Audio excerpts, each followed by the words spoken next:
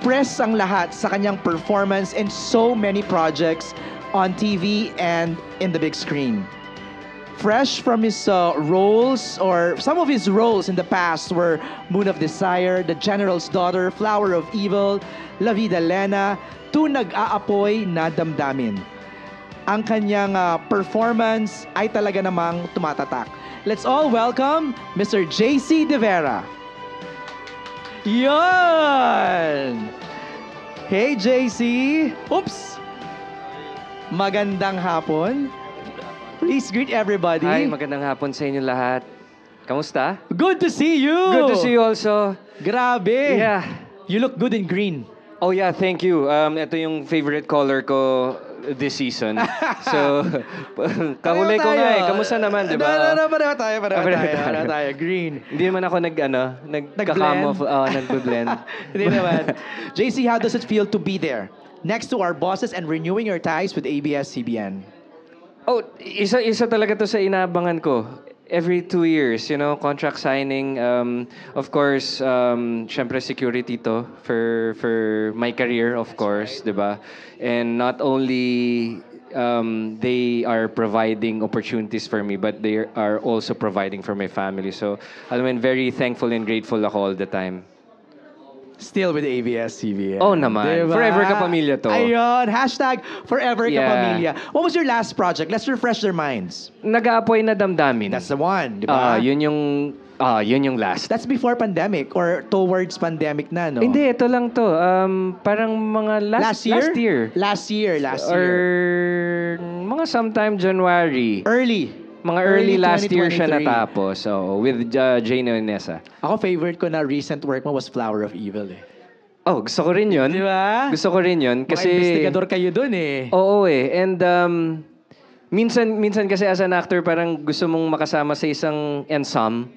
Right. Yung not choosing kung ano ba to, kailangan mo ba maging lead actor or supporting or alam mo yun, one of the friends lang. Yung project na yun doesn't really matter. Exactly. Kasi the project itself, it's really nice, the story. Tapos yung mga kasama mo pa dito, lahat magagaling. So whichever role na ibigay sa'yo doon, alam mo yun, magiging masaya ka talaga. Mapupush ka talaga, di ba? Nice. Okay, so we have a few questions here from our friends from the press. Let's start with Nella from ABS-CBN Films. Hi. Hi. My question is, you've mainly worked in drama series in the recent years. Do you have any plans to return to films or make a big screen comeback? After Nag-aapoy na damdamin, meron ako natapos na isang film. Independent production siya with Ben Tria Productions. I think ipapalabas siya sometime November or December, but not sa Film Fest. Okay. Tapos, I just finished a film under Great Sar Productions. Ano naman siya, action naman. So, I've done 2.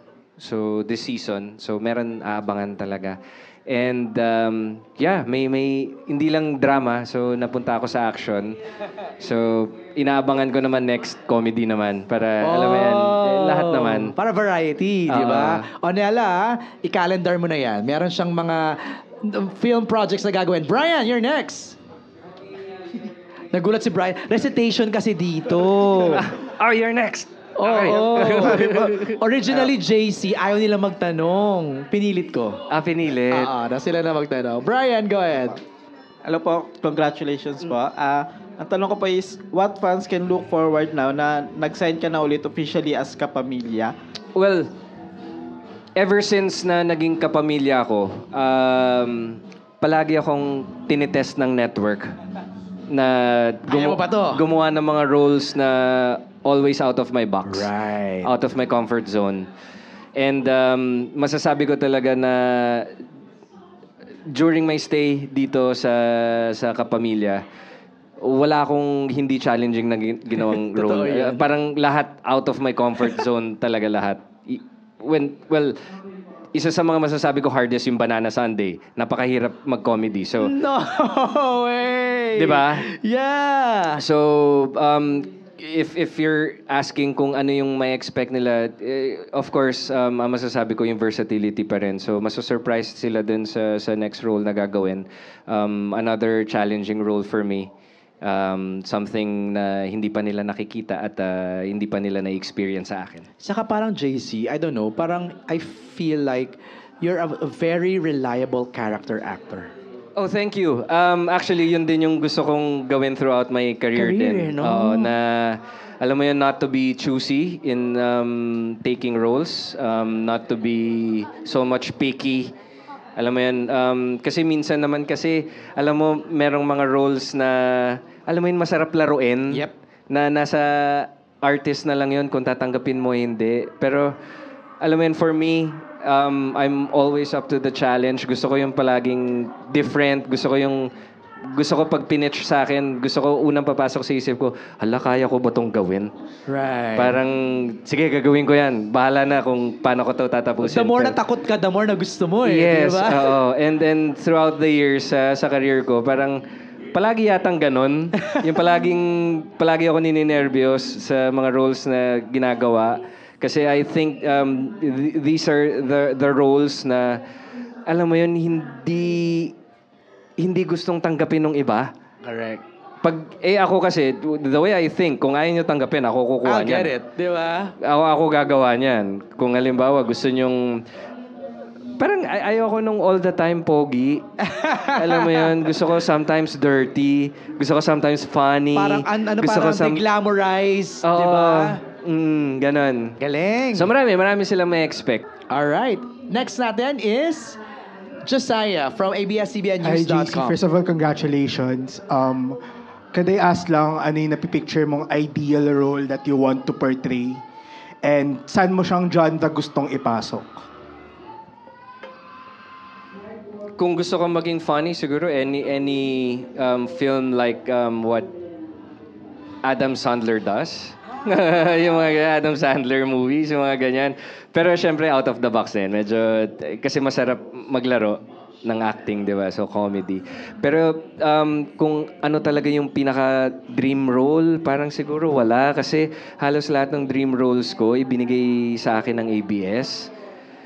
Lahat nung mga naisip ko before, like yung pagiging sundalo, yung di ba, isa General's Daughter, tapos sabi ko gusto ko mag-portray na isang doctor. Ito kakatapos lang, yung sa nag-aapoy na damdamin. Tapos gusto ko mag-comedy ever since talaga eh. So nilagay ako sa Banana Sunday. Kasi yung drama parang lahat nagda-drama eh, di ba? So yun, masasabi ko lahat ng dream role ko na ibigay na dito. And hanggang ngayon, yung network keeps on surprising me ng mga roles na hindi ko ina-expect na, ipapagawa niyo talaga to sa akin. Pero, yeah, I'm up to the challenge. Parang I was about to say, come on, surprise me. Di ba? Yeah, Parang yun ganun nga eh. Ganun yung feeling. Josiah, you're good? Thank you very much. Okay, next is Christy of Corpcom. Hello, JC. My question is, anong pinaka-memorable experience mo bilang isang kapamilya?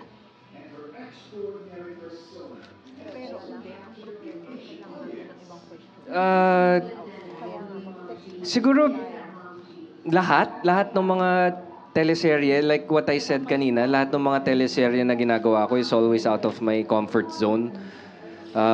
Very memorable yun sa akin. Siguro yung pinaka nag-stick talaga na season ng career ko dito sa ABS, yung time na ginawa namin yung General's Daughter. Sa tingin ko, yun yung isa sa pinaka highest rating yata or highest grossing, biggest show na napasama ako. And it ended with flying colors. Individually, I got awards also during, pero hindi for General's Daughter. Pero yung season na yon parang nagsabay-sabay. So, I think that was my peak. Nagsabay-sabay yung mga magagandang opportunities na nangyari sa akin. So, I think yun yung pinaka-memorable, yung season na ginawa namin yung General's Daughter. And for me, that was the last show kasi ni Angel. So, syempre, happy ako. Kasama ako din sa last show niya. But we're not done yet, ha? Hindi pa tapos. Hindi pa. Malay mo, bumalik siya. Kasama ulit. Diba? Saka, sabi mo kanina, yun na yung peak mo. Baka mamaya, meron pa. alam mo naman tong trabaho natin eh. Kung sa tingin mo nagpika na, meron ka pang ipipik depende pa sa mga opportunities na That's dumadating. right. So it's really up to Kaya me. ang ganda rin nung nung mindset mo na let's just keep on surprising, with all these roles that you wanna try on, di ba? Oo, kasi I can say na wala akong project dito sa ABS na nadalian akong gawin. Ayun. Yun na yun. Lahat Christy. mahirap. Oo. Okay ka na, Christy? Jess from Corpcom also. Hi, JC. Question is, what makes you stay as a kapamilya? Bakit mo pinipili na natili bilang isang kapamilya? Kasi dito, binansagan nila ako na versatile actor. And gustong-gusto ko yun. In-embrace ko fully yun. And kaya ako nagsistay dito kasi I'm always challenged sa lahat ng mga ginagawa ko. They always fuel my passion. Alam mo yan, hindi ako tumitigil mag-grow as an actor dito. Hindi ako nagiging complacent kasi alam ko anytime marami ako makakatrabaho na magagaling. I know that at one point in my career, hindi ako aabot dun sa pinaka tuktok kasi ang daming magagaling dito. And it's up to me to cherish it. Alam mo yun, hanggang sa pagtanda natin na alam mo yun, itong mga magagaling na mga katrabaho ko dito sa ABS, mga kasama ko to hanggang pagtanda. So, yeah. Ganda. Ganda ng mindset. Isa pa po. In your years bilang isang kapamilya, meron ka bang natatandaan na parang isang lesson na naturo sa'yo ng co-star mo or kahit ibang kapamilya na natandaan mo all throughout your career? Isa sa mga pinaka nag-stick talaga sa akin dito sa ABS-CBN is yung value ng pakikisama and friendship. Yun talaga yung hanggang ngayon pinangahawakan ko na dapat hindi ko makalimutan kapag nandito ako sa loob, yung magandang pakikisama sa lahat ng tao. Kasi sa paniniwala ko, yun yung magpapastay sa akin hanggang tumagal ako dito sa industriyang to. Wala kang kaaway, you have a very good conduct. 'Di ba? Yung maganda yung working relationship mo sa lahat ng production people. Wala kang nakakaalitan ng mga director or ng mga production people or your staff. 'Di ba? So, yun din yung reason din kung bakit sa tingin ko nandito pa rin ako. Kasi nga yung positivity, yung outlook ko, yung having a good conduct sa trabaho. Siguro 'yan. Okay. Carlos Aragon? Yeah, you said na gusto mo You said? May nakakatakot naman to si Carlos. Kanina Di nasabi magtan- mo na gusto Tinagalog, ha? gusto mo mag comedy, right? Sino sa mga kapamilya actor, comedian actor na gusto mo maka-collaborate? Comedian. And why? Naka-collaborate ko na nasama na ako sa isang project ni Vice. Isa yon sa mga unang sumurpresa sa akin nung naging kapamilya ako na napasama ako kagad sa movie ng isang Vice ganda, di ba? So, tapos na yun, na-check ko na yun. Tapos, alam mo, tinrabaho ko talaga yung way ko na makapasok sa Banana Sunday. I think yun yung isa sa mga dream na makatrabaho sila Angelica, sila John Prats, sila Poo. Kasi Grabe friendship nyo. Oo. Tsaka that time kasi, di ba, sobrang sikat talaga nung Banana Sunday na yon kasi nga nandun lahat ng mga magagaling na mga comedians, sila Pokwang, di ba, sila Poo, sila Jason Cainza, di ba? So, yeah, sila actually yung mga nakasama ko na magagaling. Tapos, several projects. I did a movie with Angelica Panganiban na comedy din, yung dalawang Mrs. Reyes. Comedy yun. That was beautiful. That was beautiful with Juday, di ba? And Joros. Okay yun. Tapos, I think nakatrabaho ko na yung isa sa mga pinakamagaling na comedian, si Angelica Panganiban. Nakailang projects ako with her. And most of the projects that we did, magaganda talaga. Di ba? Yung, meron pa kami ginawa, yung The Kanks Show. The Kanks Show. Di ba yung Grabe. series nung Okay din ano? yun. Pandemic. Nung pandemic. Di ba si Angelica very, talaga, very talented. So, I think si Angelica, yung masasabi ko siguro na yung isang dream actress na sa comedy na Right. gusto ko makatrabaho na paulit-ulit ko palang nakakatrabaho na. Ang galing lang, no? Pag binabanggit ni JC yung mga ginawa niya, makikita mo yung versatility, no? Yung iba-iba, yung range nung mga Minsan roles extreme mo. no? I know. From super evil to super funny to super... iba-iba talaga. Grabe. Tapos, there's this show, yung La Vida Lena, Yeah, isa pa yan. na kailangan nila ng kontrabida. Tapos they ask me na gusto mo ba maging kontrabida? Sabi ko, wala bang gustong gumawa? O sige, gagawin ko. Oh, di ba? Tapos it turned out na it was okay. Yep. Di ba? That's right. Successful run. Yeah, first time kong maging kontrabida and sa tingin ko, na-enjoy ko siya masyado. Yeah. So, may expect nila na sa mga darating na mga projects, makakita sila ng kontrabida roles. Oh, di ba? Parang road less traveled eh. Ayaw nila magkatabi na. Ako na. Di ba? Thank you, Carlos. You said... Okay, thank you, JC De Vera. Thank you guys.